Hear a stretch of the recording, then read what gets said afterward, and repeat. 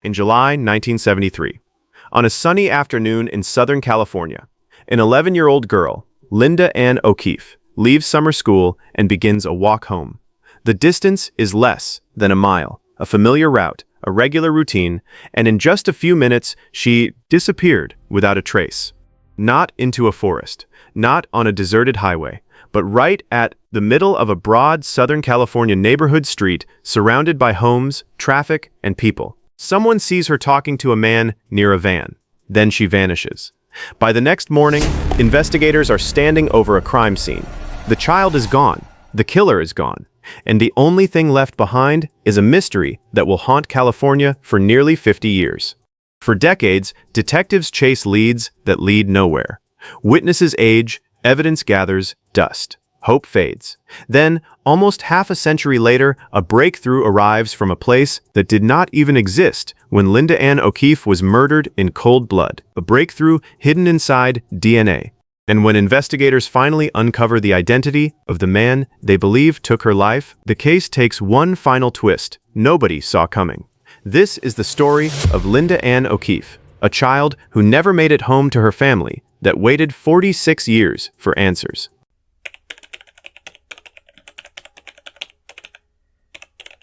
Before we dive deeper into the story of Linda Ann O'Keefe, please consider subscribing to the channel. Every subscription helps us continue producing in-depth crime documentaries like this one. Stories that not only seek answers for victims and their families, but also raise awareness about the circumstances surrounding these crimes. Your support helps this channel grow and continue its mission of using knowledge, awareness, and education as tools in the fight against crime.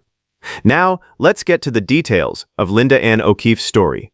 The day started like any other summer day in coastal Orange County, California. Warm air drifting in from the Pacific, quiet suburban streets, children moving between school, sidewalks, and home in a rhythm that at the time felt completely ordinary. But on July 6, 1973, something would happen in this quiet routine that would fracture an entire community's sense of safety and leave behind a mystery that would not be solved for nearly half a century. Because by the end of that afternoon, an 11-year-old girl named Linda Ann O'Keefe would vanish on a short walk home that should have taken no more than minutes, and the last confirmed sighting of her would place her within a few hundred yards of safety. After that moment, she was never seen alive again. Linda Ann O'Keefe lived in Newport Beach in the Corona del Mar area of California. She was not a runaway. She was not someone known to frequently wander far from home. And she was not a child living in circumstances that suggested instability or risk. She was, by all accounts, an ordinary 11-year-old girl in a safe suburban environment.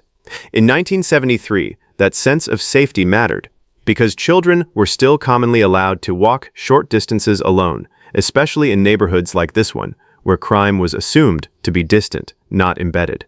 That assumption would be tested in the most devastating way imaginable. On that Friday, Linda attended summer school at Lincoln Intermediate School. It was part of a normal routine during school break, a structured program that gave children supervised daytime learning while parents worked. Nothing about the day stood out. No warnings, no unusual behavior, no signs that anything was wrong. At some point after the program ended, Linda prepared to make her way home. The distance was short, just under a mile depending on the route, a walk so familiar and so routine that it required no special planning. But what investigators would later focus on most is not how far she had to walk. It's what happened during those final minutes before she disappeared into that short stretch of road.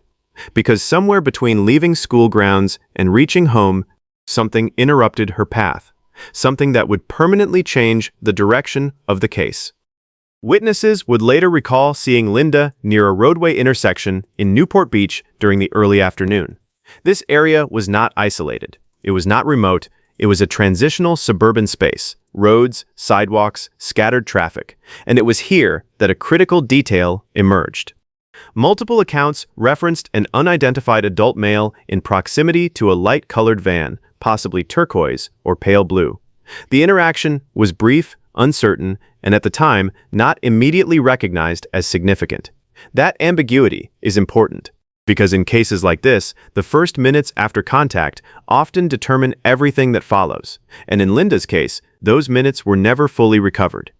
As the afternoon continued, something became clear to Linda's family. She had not returned home. At first, the assumption was delay, a stop somewhere along the way, a conversation with a friend, a normal childhood interruption. But as time passed and daylight began to fade, concern shifted into urgency, because Linda was responsible, predictable, reliable, and she did not simply disappear without reason. By the time authorities were contacted, a search began almost immediately. Neighbors were asked to check yards, local streets were canvassed, routes between school and home were retraced step by step. But what investigators were looking for did not exist in. There were no footprints of a continued journey, no confirmed sightings after that intersection, no clear directional trail. It was as if the walk home had been interrupted and erased mid-route. And that is where the case takes its first critical turn. Because by nightfall on July 6, 1973, Linda Ann O'Keefe was officially missing. And within hours, investigators would begin confronting a possibility that no family ever wants to consider, that she had not simply gotten lost, she had been taken. And what would be discovered the next morning would confirm the worst fears imaginable. But the full truth of what happened, and who was responsible, would remain buried for decades. Before the investigation could even properly form, the case had already entered its most dangerous phase. Because in missing child cases, the first 24 hours determine everything. And for Linda Ann O'Keefe, that window was already closing. The first 24 hours of a missing child case are rarely just about searching. They are about reconstructing time itself. Every minute becomes a question. Every witness account becomes a potential pivot point. And every confirmed movement becomes a boundary between what is known and what is lost. For Linda Ann O'Keefe, investigators were now attempting to rebuild a timeline that had already begun to fracture. Because the most unsettling detail in her disappearance was not that she was last seen in public. It was how normal everything appeared right before she vanished. Linda's daily routine in the summer of 1973 was structured, predictable, and typical for a child her age. Summer school at Lincoln Intermediate School provided a controlled environment during the daytime hours. It meant supervised attendance, defined dismissal times, and a relatively consistent flow of students leaving the campus each afternoon. On July 6th, nothing about Linda's attendance stood out. She arrived as expected, she participated in the day's activities, and at the end of the session, she was released into what should have been a short, uneventful walk home. That walk was not unusual. In fact, for many children in Newport Beach at the time, walking short distances alone was considered routine. There were no smartphones, no GPS tracking, no immediate digital footprint to reconstruct movement, just memory, observation, and chance. At some point after leaving school grounds, Linda began the final leg of her journey home. The distance was short enough that it would not typically raise concern, less than a mile, depending on the chosen route. But this is where the timeline begins to narrow sharply. Because multiple accounts place her near a key transitional area in Newport Beach, an intersection zone where residential streets met busier roadways. These areas are often deceptively ordinary. They are not isolated enough to feel dangerous, but they are not controlled enough to guarantee safety. They sit in between. And in criminal investigations, in between is often where critical events occur. Witness recollections from that afternoon would later form the backbone of early investigative theory. Several individuals reported seeing a young girl matching Linda's description in the vicinity during the early afternoon hours. She appeared to be walking alone, consistent with her expected route, but one detail would later draw sustained attention from investigators. An adult male was reportedly seen near a light-colored van in the same general area. Descriptions varied slightly, something common in eyewitness accounts, but the presence of a van became a recurring detail across multiple statements. It was not immediately treated as definitive evidence at the time, but in hindsight, it would become one of the most important fragments of the entire case. What makes this moment critical is not just the sighting itself, it is the timing. Because after this point in the reconstructed timeline, Linda's movements can no longer be independently verified. There are no confirmed sightings, after the intersection area. No reliable witnesses placing her further along her route. No verified arrival point near her home. The line simply stops. And in missing person investigations, a clean stop in movement is rarely accidental. By late afternoon, concern began to grow within her family. At first, there was hesitation. Children occasionally stop to talk. They take slightly longer routes. They lose track of time. But Linda did not fit the pattern of inconsistency. She was known to be responsible. She understood expectations, and she was not the type to disappear without communication. As daylight continued to fade, the situation shifted from uncertainty to urgency. Because every additional minute without contact reduced the number of possible explanations. When she did not return home by evening, the search expanded beyond informal concern. Family members, neighbors, and eventually law enforcement began retracing the expected route. They walked the streets she would have taken. They checked nearby intersections. They asked for anyone who might have seen her after school dismissal. But what investigators were discovering was troubling in its simplicity. There was no extended trail of movement, no gradual deviation from her route, no indication she had continued walking normally past the intersection zone. Instead, there was a sharp absence, a gap that began exactly where witnesses last placed her. This is where early investigators began to consider the most serious possibility: that Linda's disappearance did not involve a prolonged search for her route home, but a sudden interruption of it, a moment where normal movement stopped completely and was replaced by something unknown. As night approached on July 6, 1973, Linda Ann O'Keefe was officially entered into missing person protocols. What followed would become one of the earliest coordinated search efforts in the Newport Beach area for a child disappearance of this nature. But even as search teams mobilized, a critical problem already existed. Time had passed without containment, and in missing child cases, that delay is often irreversible, because the first hours do not just define the search, they define what evidence remains to be found. And by the next morning, investigators would make a discovery that would completely change the classification of the case from missing person to homicide investigation. A discovery that would shift everything from uncertainty to certainty of harm. But what they would find would also introduce a new problem entirely. There was no immediate suspect and no clear direction forward.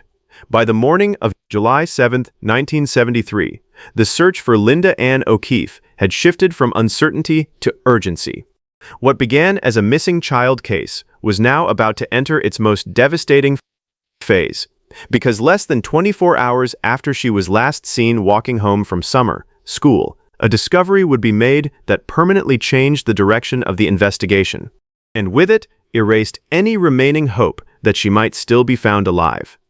Linda's body was located in the Newport Beach Back Bay area.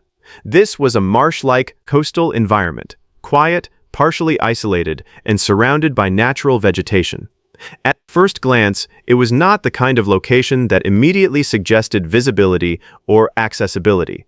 But for investigators, its significance was immediate, because this was not a place where a child would naturally arrive on her own. She had been brought here. The recovery of her body confirmed what investigators had begun to suspect the night before. This was not a case of a lost child or a misdirected route home. It was a homicide investigation. The classification changed instantly, and with it, the entire structure of the case. Search teams were withdrawn from rescue-focused operations and redirected into evidence preservation and scene documentation. Every detail now mattered differently, not for recovery, but for accountability. Early forensic examination determined that Linda had suffered fatal strangulation at the time. Forensic capabilities in 1973 were limited compared to modern standards. There was no DNA profiling, no advanced trace analysis as we understand it today, and no digital reconstruction tools. Investigators relied heavily on physical evidence, witness statements, and scene context. But even within those limitations, certain conclusions were unavoidable. The nature of the scene indicated deliberate concealment. The location suggested an attempt to delay discovery. and the timing confirmed that the event had occurred shortly after her disappearance window. One of the most important aspects of the investigation was what was found on her clothing. Physical trace evidence was collected and preserved during the initial examination. At the time, it could not be fully analyzed in a way that would identify a suspect, but it was retained, cataloged, and stored, an action that would prove crucial decades later. Because while investigative tools in 1973 were limited, evidence preservation ensured the case was not permanently closed. Despite the recovery of the victim and confirmation of homicide, investigators immediately faced a major challenge. There was no obvious suspect, no confirmed identity tied to the last sighting, no license plate, no reliable description beyond vague witness recollections, no known relationship between Linda and any adult male in the area. The case had effectively reset to its most difficult stage, a confirmed homicide with no clear perpetrator. Attention quickly returned to the last known movements before Linda disappeared. The intersection area where she was last seen became the focal point of early investigative activity. Witness statements were revisited repeatedly. Descriptions of an adult male near a light-colored van were documented again and again, but inconsistencies made them difficult to consolidate into a single, actionable profile. Some accounts described the van as pale blue, others suggested turquoise tones. Others were uncertain entirely. This inconsistency is not unusual in traumatic or brief eyewitness observations, but for investigators, it created a significant limitation, because without a stable identifier, the vehicle and individual could not be reliably traced. As days passed, investigators expanded their search radius. They canvassed surrounding neighborhoods. They interviewed residents. They examined known offenders in the region at the time. But the investigation was already encountering a critical problem that would define the case for decades. There was no immediate evidentiary anchor linking a specific individual to the crime scene. Only fragments, and fragments, in isolation, are not enough to charge a suspect. By the end of the initial investigation phase in 1973, the case had entered a cold trajectory much earlier than expected. Not because it lacked seriousness, but because it lacked resolution pathways. No arrests were made, no suspects were charged, and no definitive lead emerged that could survive legal scrutiny. The case was officially classified as unsolved, and for years it would remain that way. Dormant in file archives, preserved only by evidence that could not yet speak. But that silence was not the end of the story, because decades later, that same preserved evidence would be revisited, and what investigators would find, using modern forensic technology, would reopen the entire case in a way no one in 1973 could have anticipated. A breakthrough not based on memory or witness reliability, but on something far more precise: biological identity. After 1973, the investigation into the murder of Linda Ann O'Keefe entered a phase that is common in many unresolved homicide cases, but devastating in its finality. Not closed, not solved, just paused. Stored in files, referenced occasionally, but largely untouched as years turned into decades. For Linda's case, the passage of time did not weaken the emotional weight of what happened. It only deepened the unanswered questions. Throughout the late 1970s, 1980s, and 1990s, the case remained officially open but inactive. Investigators revisited it periodically as new leads in unrelated cases emerged, but nothing produced a definitive breakthrough. The core problem never changed. There was no identified suspect. And without a suspect, there was no prosecution path forward. What kept the case alive in a technical sense was not active investigation, but evidence preservation. Key physical items collected from the original crime scene in 1973 had been properly stored by law enforcement. At the time, this was not done with the expectation of future DNA analysis. It was simply standard procedure for serious, violent crime investigations. But that procedural decision would later become the most important factor in the case's revival. Because as forensic science evolved, those stored materials gained new value. They were no longer just evidence. They were biological data waiting for interpretation. By the early 2000s, forensic DNA profiling had become a standard investigative tool in the United States.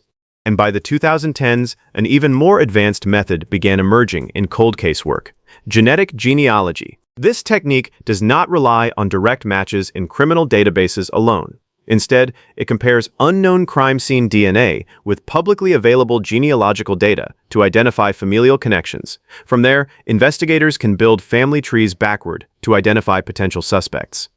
It is a method that has solved cases previously considered permanently unsolvable, and Linda O'Keefe's case would eventually become one of them.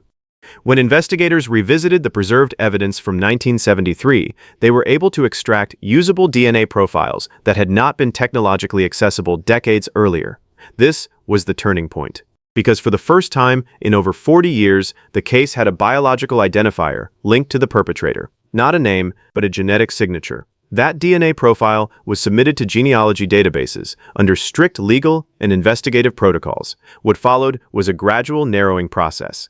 Instead of producing a single immediate identity, the system generated partial familial matches, distant relatives, shared ancestry markers, regional and genealogical overlaps. Each match became a clue. Each clue helped reduce the possible suspect pool. And step by step, investigators began constructing a likely family line connected to the crime scene DNA. Eventually, this process led investigators to a single individual of interest, James Alan Neal. Neal had lived in Southern California during the early 1970s, the same time period as the crime. Through genealogical mapping and corroborating investigative work, authorities identified him as a strong match to the DNA profile recovered from the evidence. But identification through genealogy alone is not sufficient for prosecution. A direct confirmation was required.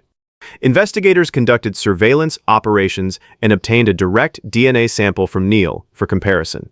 This step is critical in legal proceedings because it establishes admissible forensic certainty rather than probabilistic genealogical inference. When the results returned, the confirmation was decisive. The DNA from the 1973 crime scene matched Neal. For the first time in over 4 decades, the investigation had a named suspect supported by modern forensic science. In 2019, law enforcement formally moved forward. James Alan Neal was arrested in Colorado Springs, Colorado, and extradited to California.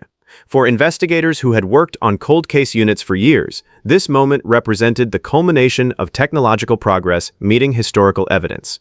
A case that had remained silent for decades was now active again in a courtroom context. But arrest is not resolution. It is only the beginning of the legal process.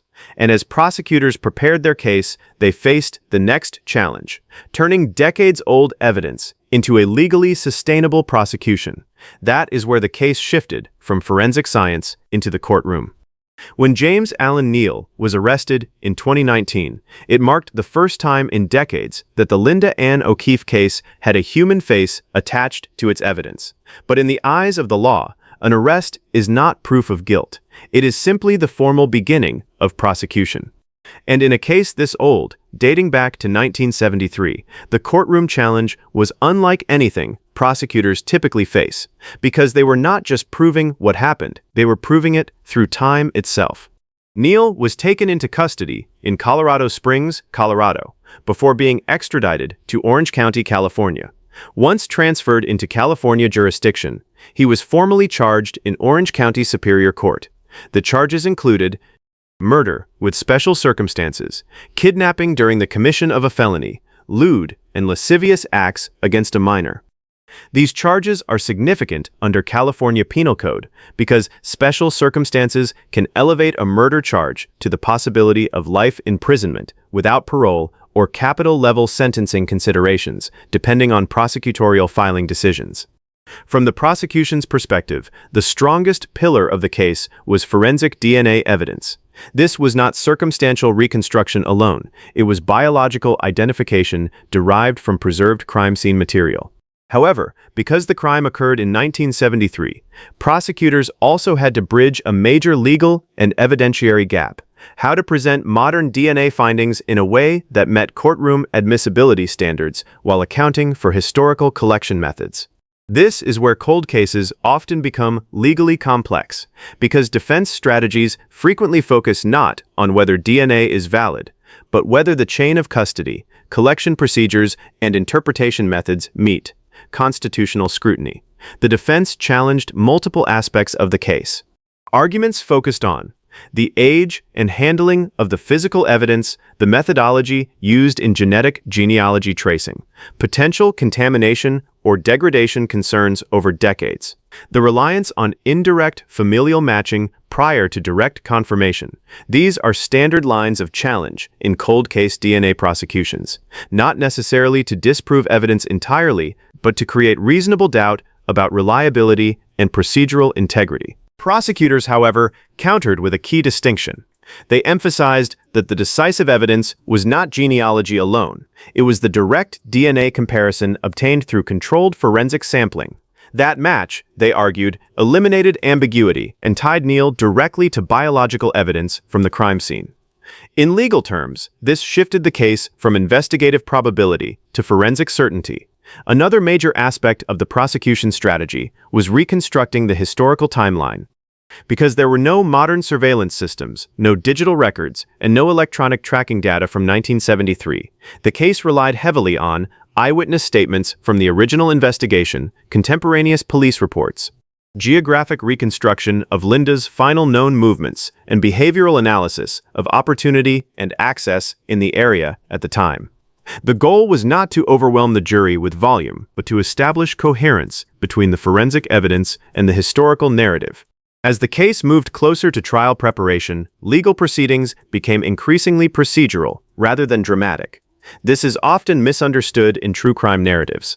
Most of the drama in court is not confrontation, it is admissibility. What evidence can be shown, what must be excluded, what expert testimony is allowed, and how decades-old material is interpreted under modern legal standards. However, the trial phase never reached a full jury verdict. While the case was formally active in court, James Alan Neal died in custody in 2020 before the proceedings could conclude. This created a specific legal outcome. No conviction was entered by a jury, no sentencing occurred, and the criminal case effectively ended without judicial final determination. From a legal standpoint, the case remained prosecuted but unresolved in adjudication. From an investigative standpoint, however, the identity of the suspect had been confirmed. For prosecutors, the case was considered functionally solved. For the court system, it ended without final judgment. And for the victim's family, it marked a complicated intersection between resolution and incompletion. Because even with a name, a suspect, and forensic confirmation, the courtroom ending they had waited decades for never fully arrived. When a case lasts nearly half a century, resolution rarely arrives in a single emotional moment. It arrives in fragments: a name, a match, an arrest, a courtroom filing, and sometimes an ending that never fully completes itself. For the family of Linda Ann O'Keefe, that is exactly what the final chapter became. When investigators confirmed a DNA match linking James Alan Neal to the 1973 crime scene evidence, it answered the question that had lingered for decades: who was responsible? But it did not answer the deeper emotional question that families in these cases often carry. Why did this happen? And that question, unlike the identity of a suspect, does not have a forensic answer. For Linda's family, the arrest in 2019 represented a form of long-delayed clarity. After years of uncertainty, speculation, and silence, there was finally a definitive investigative conclusion supported by modern forensic science. The case was no longer unknown, it was identified. But identification is not the same as closure, because the legal process that might have provided a final courtroom judgment never fully reached completion. For families, that distinction often carries emotional weight, because the courtroom process is where decades of waiting are meant to be formally recognized. In this case, that moment never fully arrived. The broader impact of the Linda Ann O'Keefe case extends beyond one investigation. It became part of a growing body of cold cases solved through genetic genealogy and preserved evidence analysis. It demonstrated a key evolution in modern policing, that evidence collected decades earlier can become decisive when technology advances. Cases once considered permanently unsolvable are no longer beyond reach. They are simply waiting for the tools required to interpret them. But this case also reinforces something more sobering. Time does not erase responsibility. It only delays accountability. And in some cases, that delay spans generations. From a public safety perspective, the case continues to carry important lessons that remain relevant today. First, routine does not eliminate vulnerability. Even familiar routes can present unexpected risks when supervision is absent. Secondly, transitional spaces, intersections, walkways, and short-distance travel routes are often where incidents occur because they combine visibility with unpredictability. In addition, early reporting matters. In missing child cases, the first hours remain critical in determining investigative outcomes. And finally, preservation of evidence is not just procedural, it is foundational, because what seems insignificant in one decade may become decisive in another. For investigators, the Linda Ann O'Keefe case is often referenced as an example of persistence meeting technological evolution. For forensic science, it is an example of how DNA can bridge generational gaps in criminal justice. But for everyone else, it remains something simpler and heavier, a reminder that even ordinary days can shift without warning. A reminder that unresolved cases are not forgotten cases. And a reminder that in the long arc of justice, time does not erase truth. It only delays its discovery. And in that discovery, decades later, a name was finally restored to a mystery that once had none. Linda Ann O'Keefe, an 11-year-old girl whose final walk home became one of California's most enduring cold cases, and whose story, even after resolution, continues to echo through the question every community still asks: how do we better protect the moments we assume are safe? If you enjoyed this program, kindly drop a like and share this. Also consider subscribing to the channel. Every subscription helps us continue producing in-depth documentaries like this one. Stories that not only seek answers for victims and their families, but also raise awareness about the circumstances surrounding these crimes. Your support helps this channel grow and continue its mission of using knowledge, awareness, and education as tools in the fight against crime. Thank you for watching. Here is another interesting story that will make you question reality.